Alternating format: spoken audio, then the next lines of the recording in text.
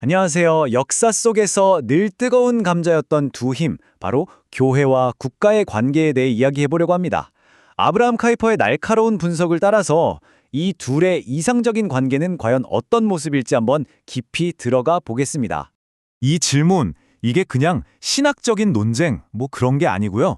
지난 수백 년간 제국의 운명을 바꾸고 수많은 혁명의 불씨가 되었던 아주 실제적인 질문입니다. 과연 교회와 국가는 친구일까요? 아니면 적일까요?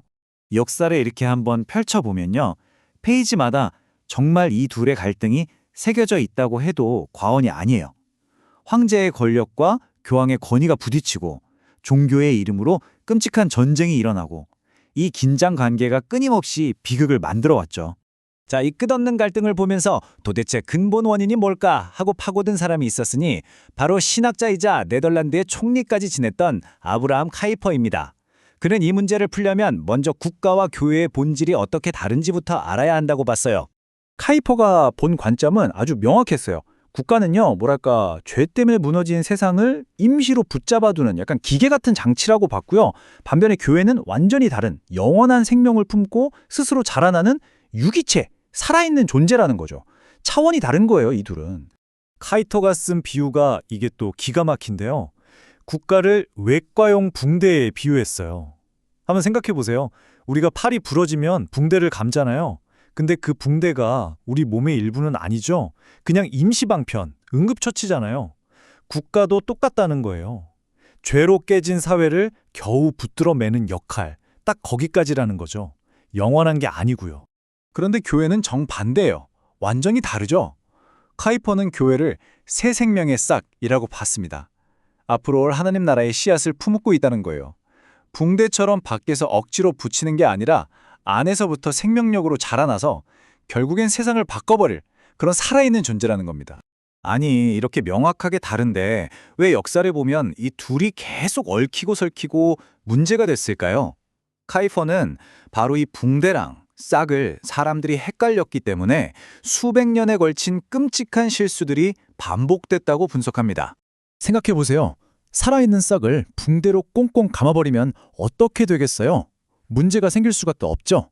로마의 콘스탄티누스 왕제가 교회를 국가의 도구처럼 쓰려고 했던 것부터 시작해서 종교개혁 이후에는 아예 왕이 교회의 머리가 되어버리는 국가교회까지 등장하잖아요. 역사는 이 둘을 헷갈리면 어떤 비극이 생기는지 정말 똑똑히 보여주고 있는 셈입니다. 근데 진짜 놀라운 건요.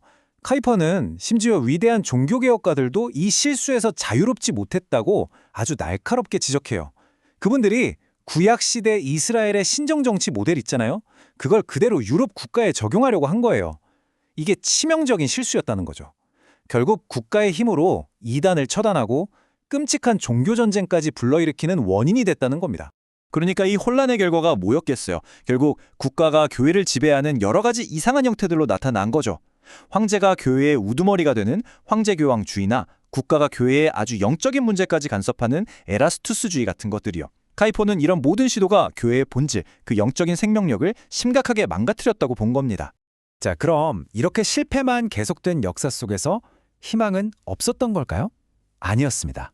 카이퍼는 아주 놀랍게도 그 이상적인 모델이 낡은 유럽 대륙이 아니라 저 멀리 대서양 건너 신대륙에서 자라나고 있었다고 봤습니다.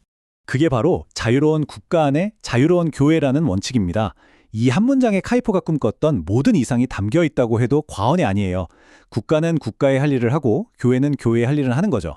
서로의 영역을 침범하지 않고 각자의 자리에서 자기 역할을 제대로 하는 것. 이게 바로 카이퍼가 제시한 해법이었습니다. 카이퍼가 보기에 당시 미국이 바로 이 이삭을 가장 잘 보여주는 나라였던 거예요. 거기서는 교회가 정부 지원을 단 1달러도 안 받고 스스로 운영됐고요. 덕분에 여러 교파들이 서로 싸우지 않고 평화롭게 공존할 수 있었죠. 근데 여기서 진짜 중요한 포인트가 있어요. 국가랑 교회가 분리됐다고 해서 미국이 무신론 국가가 된 게 아니라는 점입니다. 기도의 날을 선포하는 것처럼 공적인 영역에서는 하나님의 주권을 인정했거든요. 이게 유럽 모델하고는 완전히 다른 결정적인 차이점이었죠. 근데 여기서 이런 질문이 나올 수 있죠. 아니, 그럼 교회랑 국가랑 딱 분리되면 기독교가 어떻게 세상에 좋은 영향을 미치나요? 카이퍼의 대답은 아주 명쾌합니다. 교회가 직접 정치 권력을 휘두르는 게 아니라는 거예요. 그게 아니라 잘 양육된 신앙인들, 바로 사람을 통해서 세상을 바꿔나간다는 겁니다. 이게 바로 그 유명한 영역 주권 사상의 핵심입니다. 하나님이 우리 삶의 모든 영역, 그러니까 가정, 교회, 국가, 예술, 학문 같은 각각의 영역에 고유한 권위를 직접 주셨다는 거예요. 그래서 국가가 할 일은 다른 영역들 위에 군림하는 게 아니라 각각의 영역들이 자기 역할을 잘할 수 있도록 자유를 보장해주고 정의를 세우는 것, 딱 거기까지라는 거죠. 그럼 구체적으로 어떻게 영향력을 미치느냐? 그 과정은 이렇습니다. 먼저 자유로운 교회가 제 역할을 해야겠죠. 세상이 싫다고 그냥 등 돌리고 도망가는 게 아니라 세상 속에서 활동하면서도 교회 내부적으로는 권징을 통해서 그 순수성을 지키는 겁니다. 그렇게 기독교적 가치관으로 단단히 무장한 신자들을 길러내는 거죠. 그럼 이들이 사회에 나가 기독교 시민으로서 건강한 여론을 형성하게 됩니다.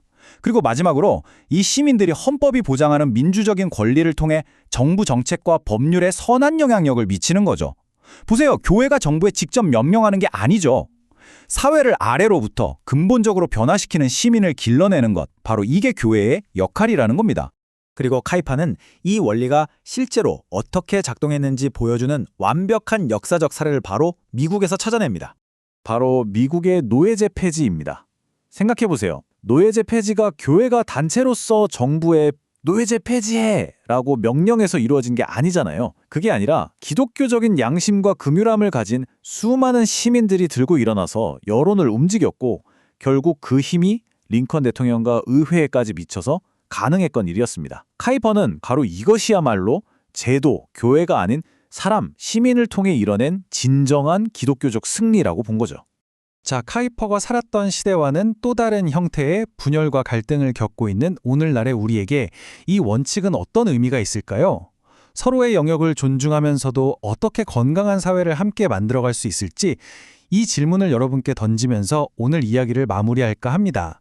지금까지 교회와 국가의 관계에 대한 아브람 카이퍼의 깊은 통찰을 함께 살펴봤습니다.